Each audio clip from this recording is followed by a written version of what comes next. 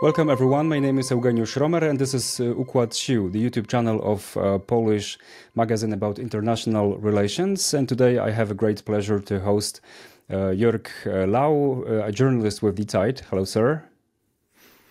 Glad to be here. Thank you for the invitation. And we are going to discuss many issues regarding Germany, its inner and outer dynamics. Also, we are going to discuss the, let's say, rough topic, I mean the migration crisis or dispute between Berlin and Warsaw over migrants. Subskrybuj nasz kanał. Znajdziesz tu wiele ciekawych audycji, wnikliwych komentarzy i wywiadów z najlepszymi polskimi oraz zagranicznymi ekspertami.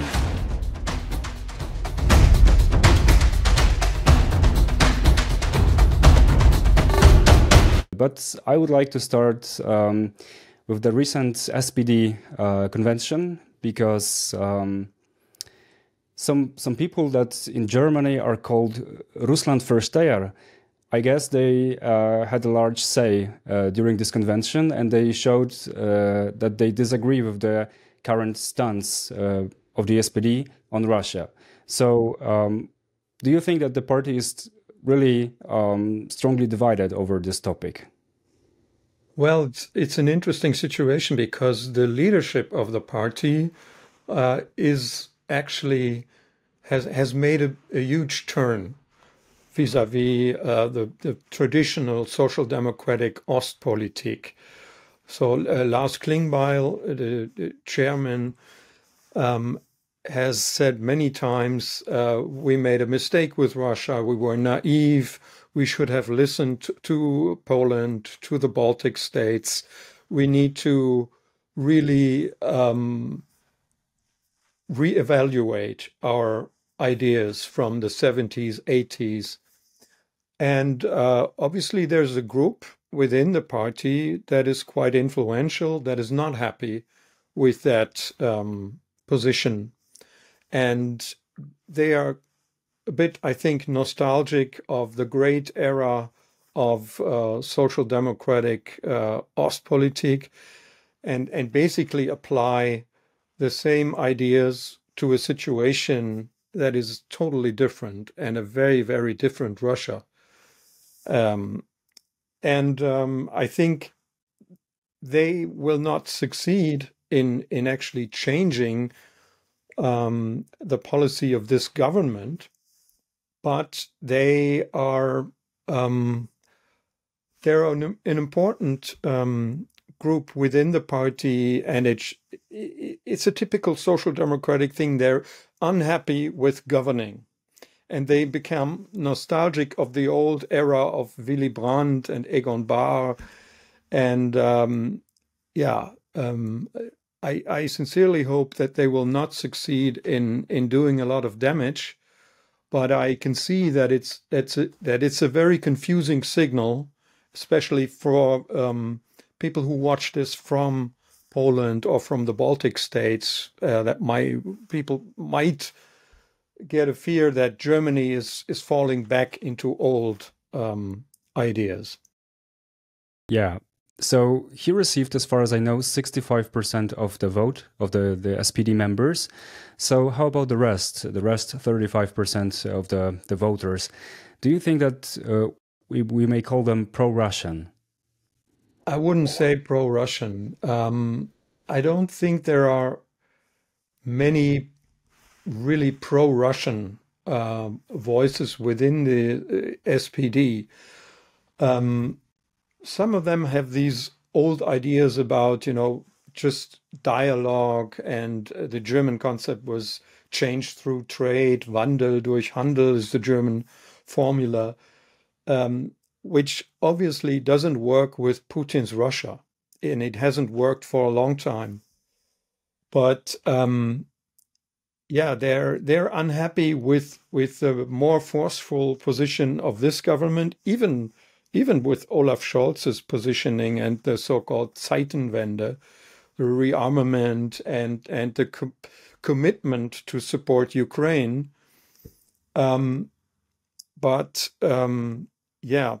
are not actively pro-Russian, but they have an old nostalgic idea of finding some kind of common ground with Russia and having peace negotiations.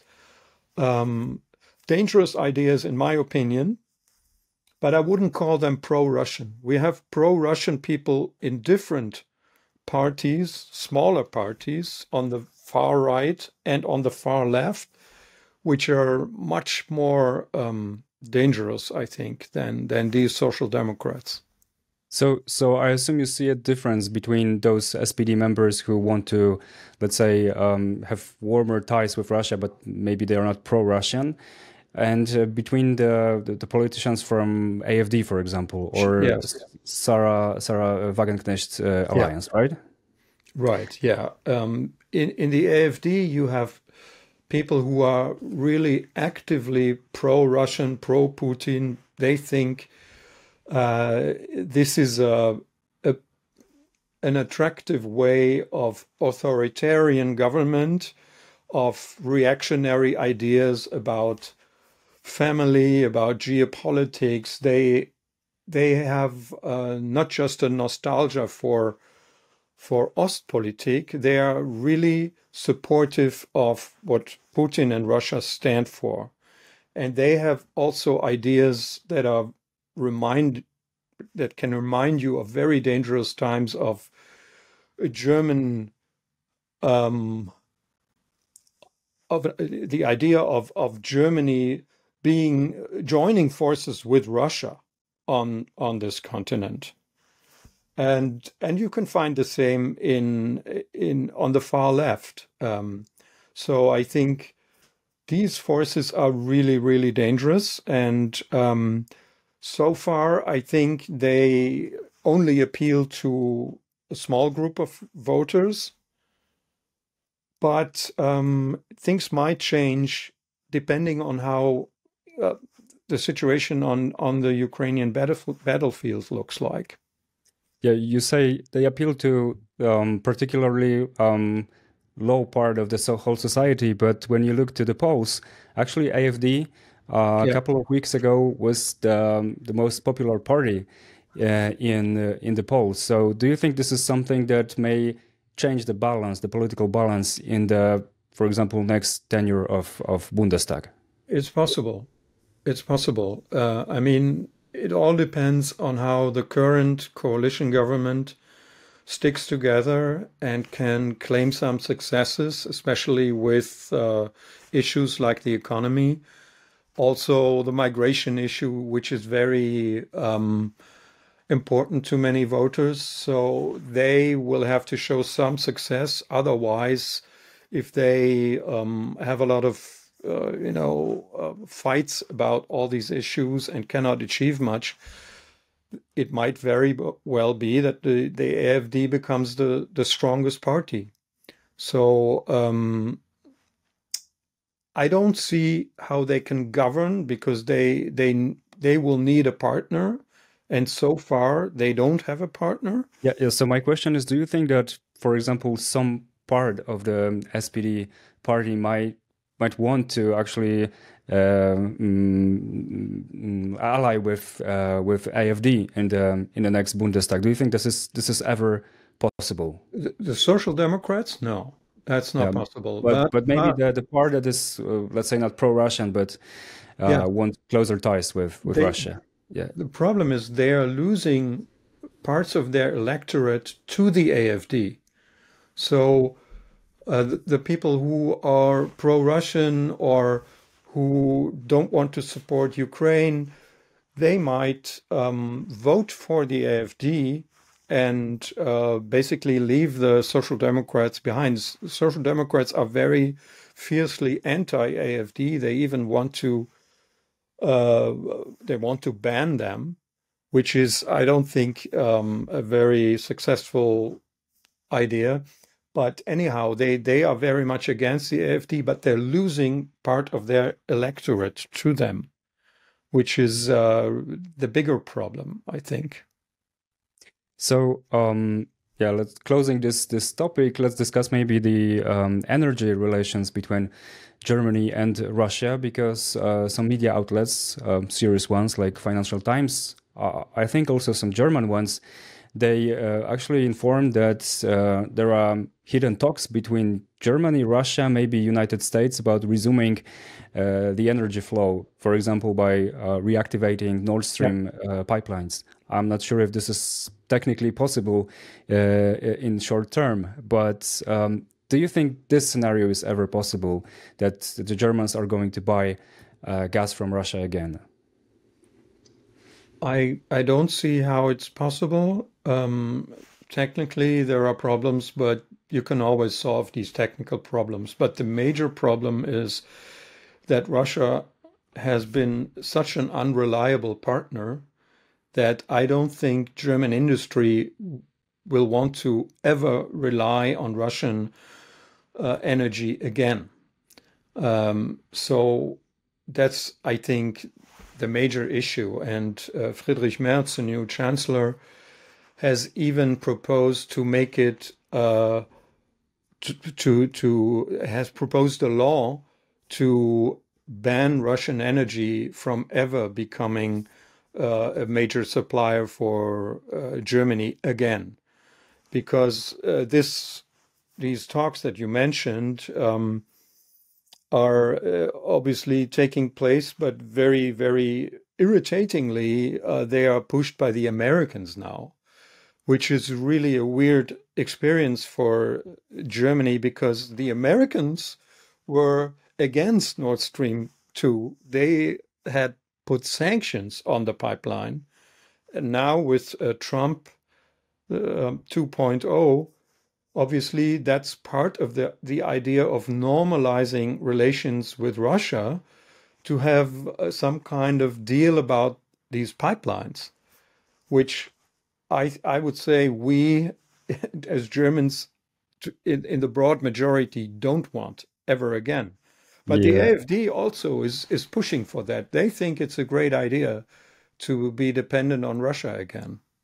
Yeah, as far as I know, of course, it wasn't said officially, but the Americans, the current administration, suggested that American capital maybe could buy those infrastructure that is used for transporting gas or other resources from Russia to Germany, like Schwedt refinery, for example.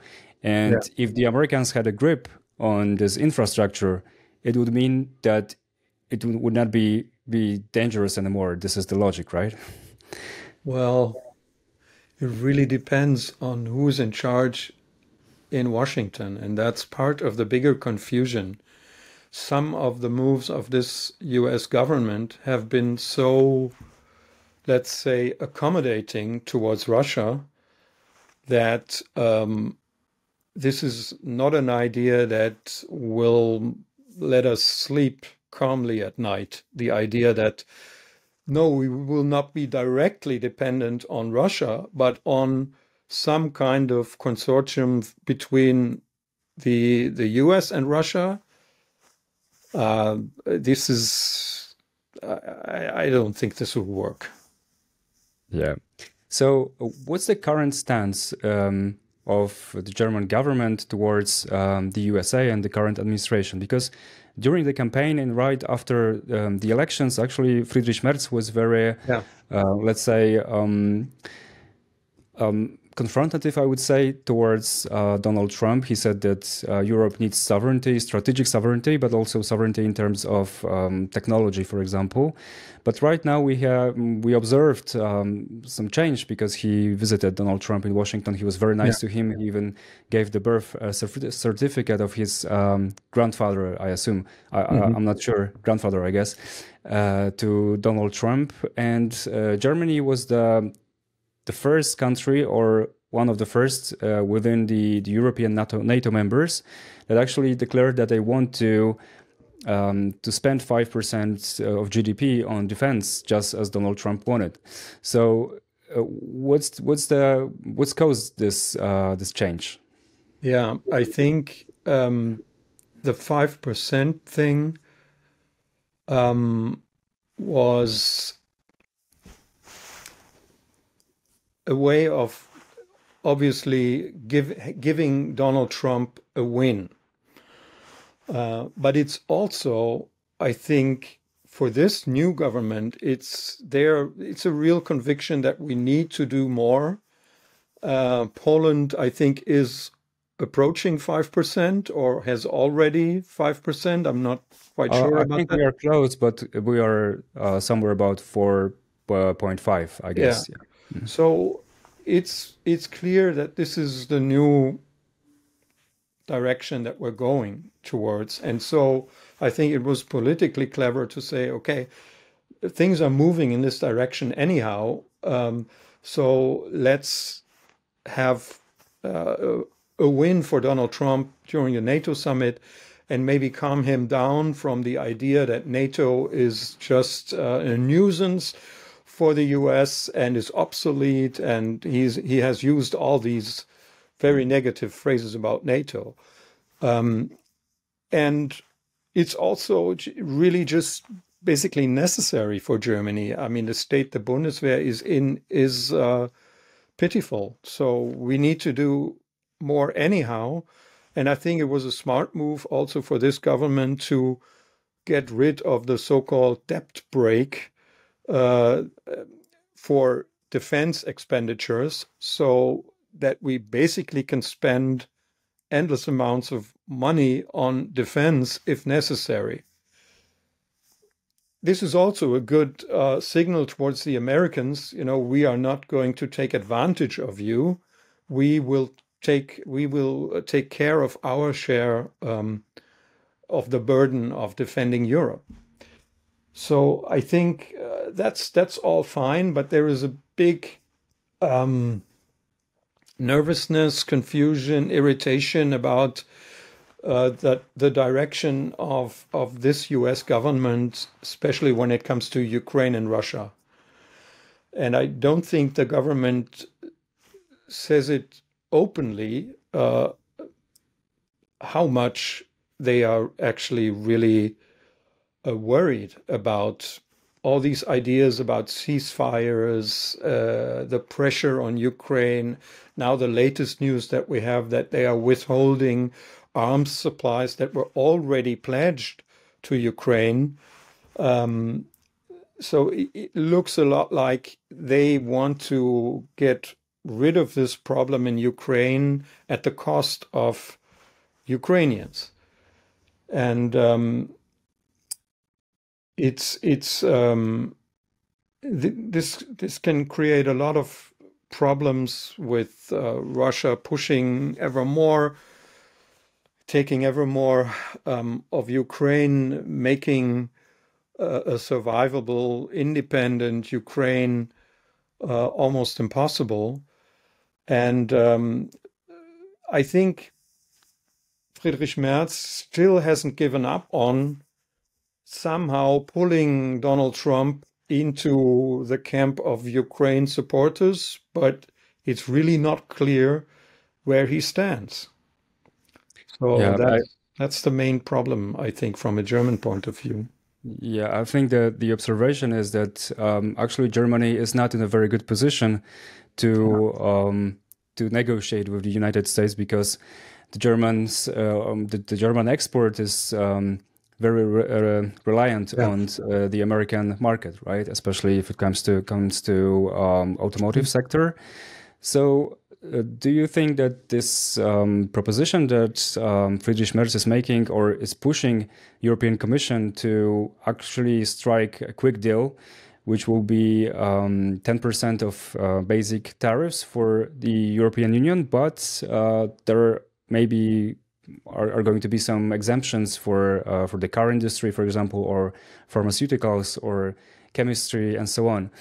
So, but other countries like France or Italy, or maybe not Italy, but Spain, for example, they want more stronger stance towards US and stronger negotiations, and not rushing into it. So, do you think that this strategy is good? Because some say that it might actually divide Europe, and it's not good to be divided when you have to negotiate with a person like Donald Trump. Yeah, I agree. I think it's absolutely important to stay together, and it's really not a good image if Germany cuts some kind of special deal with the US because we're so exposed because of our auto industry. We need to stand together also vis-a-vis China.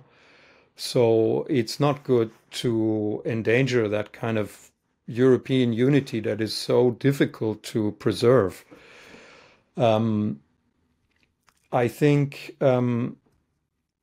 Germany is in a very precarious position at the moment because we are more exposed than other European countries because of our export dependency. We are in a bad negotiation position militarily because we don't have much to show.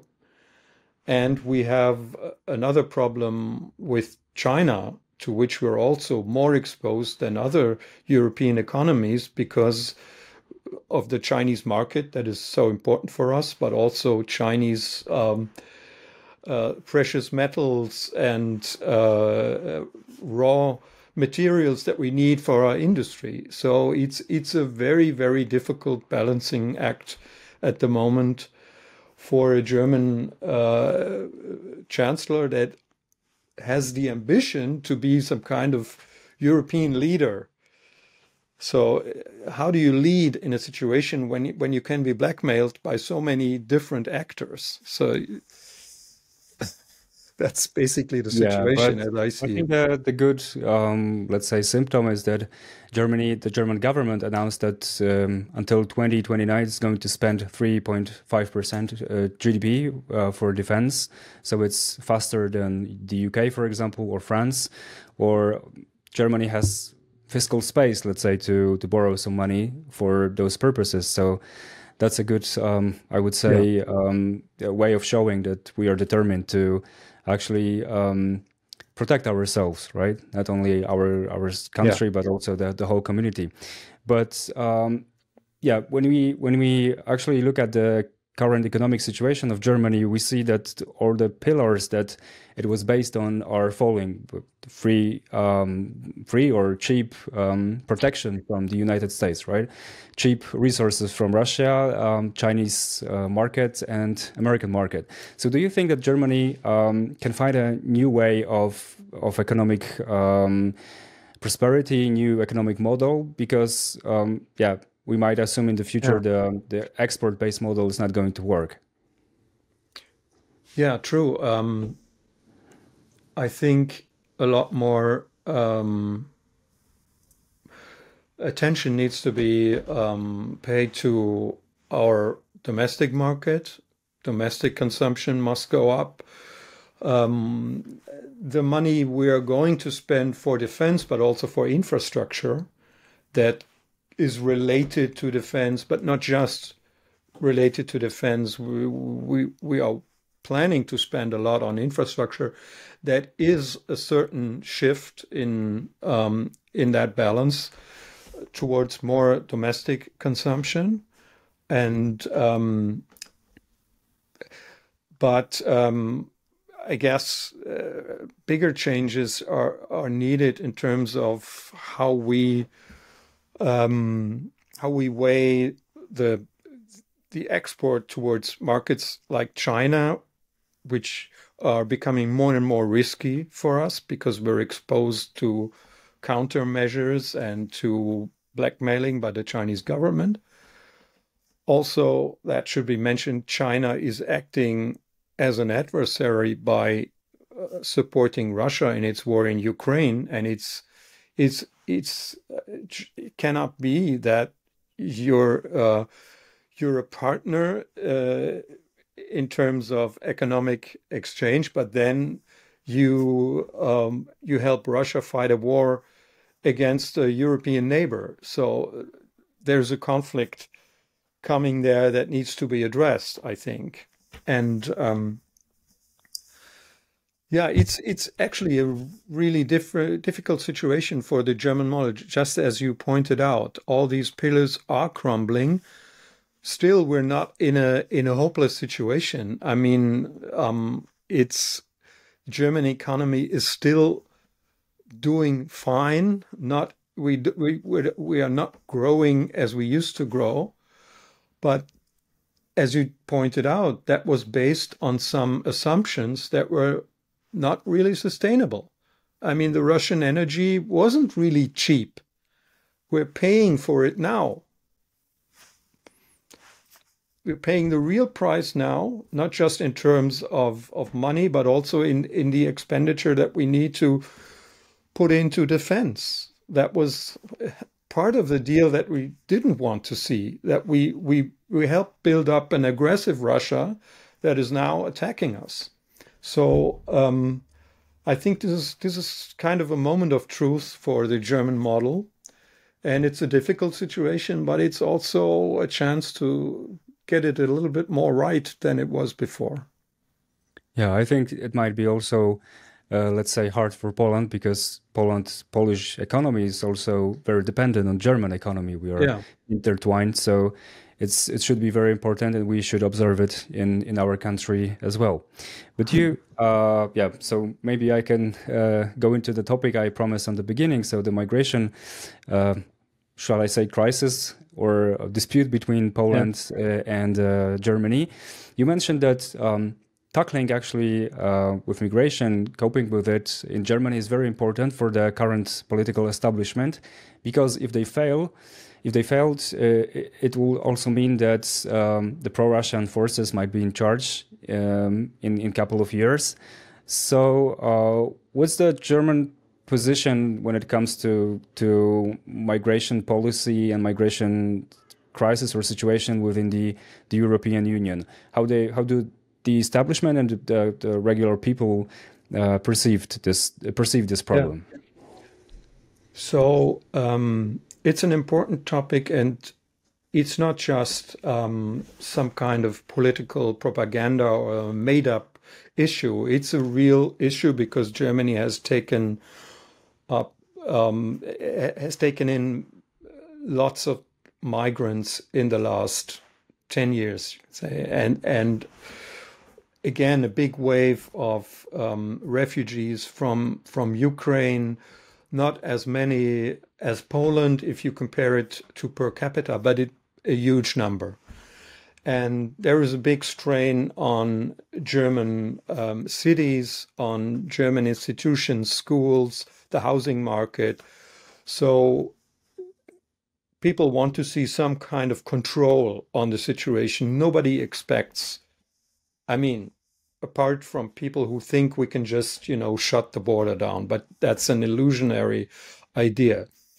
But nobody really thinks we can totally control migration, but there needs to be more control. And the obvious way to do it is to secure the external borders and come to some agreement on how to allocate the people who are here or who come in as refugees and so on.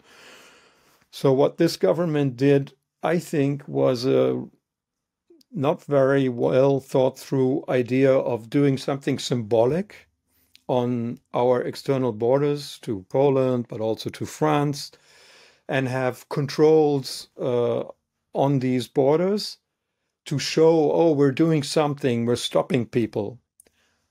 Triggering, obviously, retaliatory measures now by the Polish government says, okay, we will also have controls. And if this goes on, the whole idea of Schengen and of free movement in Europe is a thing of the past. Yeah, I will just add that the Polish government said it's going to reinstate the border controls, not only on the border with Germany, but also with Lithuania. Yeah. As far as I know, Belgium and the Netherlands, they are also, let's say, not closing the borders, but they are also putting back controls. So that sounds like the end of Schengen, right? It could be. And the theory behind the German policy of controls is, okay, we'll trigger some kind of process where everybody will basically control the borders, and in the end we'll have a better external border, the EU. But that is not an automatic thing that you really can expect that result. It would be much better, in my view, to cooperate and have a European way of dealing with this and not go about it unilaterally, which doesn't really achieve much. And in the end, it will be a very, very bad situation for many people who commute in the border regions between Germany and Poland, France and Germany, Denmark and Germany. We already have this almost everywhere. And I think it's a very sad development. I grew up in a border region close to the Netherlands and Belgium, and for my generation, it was a big achievement to get rid of these internal European borders, to have free movement. And obviously, there is a problem with too many migrants being in Europe and not having any control about this. But we shouldn't throw the baby out with the bathwater, I think. Yeah, I think people from my generation, especially in Poland, they were very happy when we joined the European Union because we could freely travel to all the places we saw on TV, for example.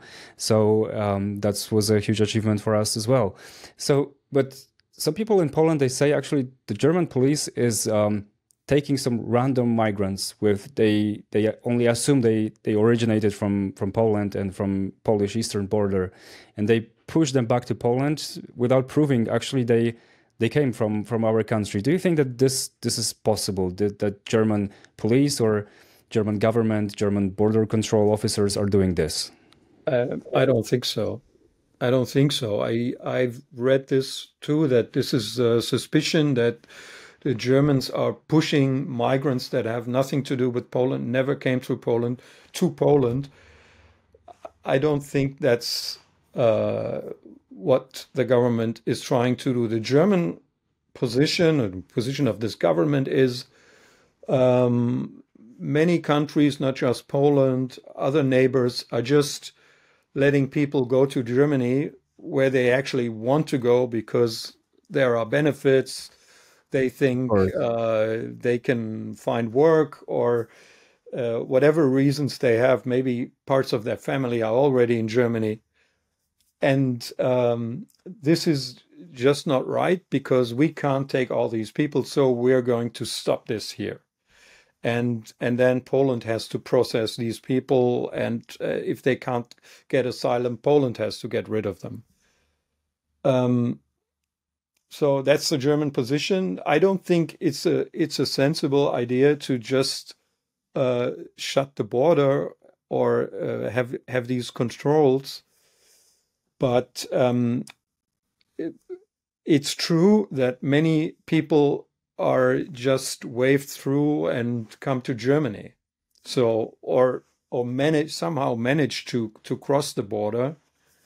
And obviously, that's also a problem for our government because, for example, the AfD that we already mentioned is campaigning on, please now finally close the border, do something. And if you cannot do anything, let's take over and we will take care of this problem once and for all.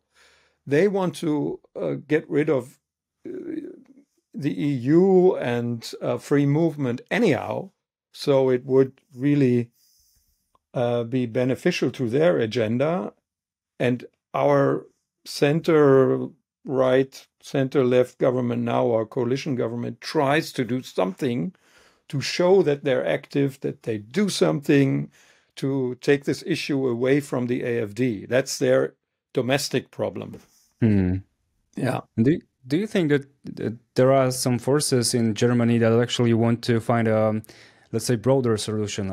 I don't know what exactly might it be, but for example, strengthening the eastern border of Poland with Belarus, right? Or maybe helping people in the Middle East, for example, or stabilizing the region so people can live their normal lives, not run to countries like Germany or Poland.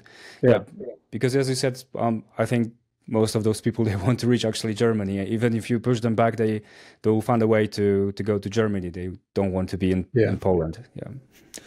I think you're absolutely right. The right way to address this problem would be to cooperate with Poland and other countries on the outer rim of the EU to strengthen the external borders, to maybe support Poland in doing that, and also the Baltic countries, southern European countries, and also to work with the countries where people come from, so that they take asylum seekers back, to also address the organizations that push these peoples across the borders. I read that there is a suspicion that Belarus is beginning to push again people through Lithuania to Poland and the EU. I think we need to work with Belarus on that, and somehow talk to them or put pressure on them to not do that or strengthen the border.